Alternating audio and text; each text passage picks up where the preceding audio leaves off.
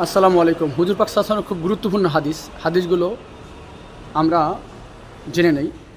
এক, যে ব্যক্তি ফজরের নামাজ ছেড়ে দিবে তার চেহারা উজ্জ্বলতা নষ্ট হয়ে যাবে। দুই, যে ব্যক্তি জোহরের নামাজ ছেড়ে দিবে তার রুজির বরকত কমে যাবে।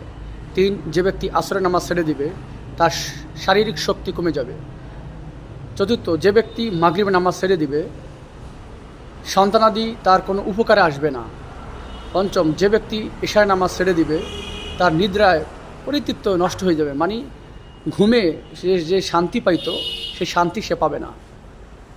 রাসূল সাল্লাল্লাহু আলাইহি ওয়াসাল্লাম বলেছেন, তোমাদের জন্য এই 5 ওয়াক্তের মধ্যে 50 ওয়াক্ত নামাজের সওয়াব রহিয়াছে। তিরমিজি 213 নম্বর হাদিস। সুতরাং আমরা অবশ্যই 5 ওয়াক্ত নামাজ পড়ার চেষ্টা করি, জামাতের সাথে পড়ার চেষ্টা করি, হ্যাঁ, এবং অপরকে নামাজ পড়ার জন্য আহ্বান করি।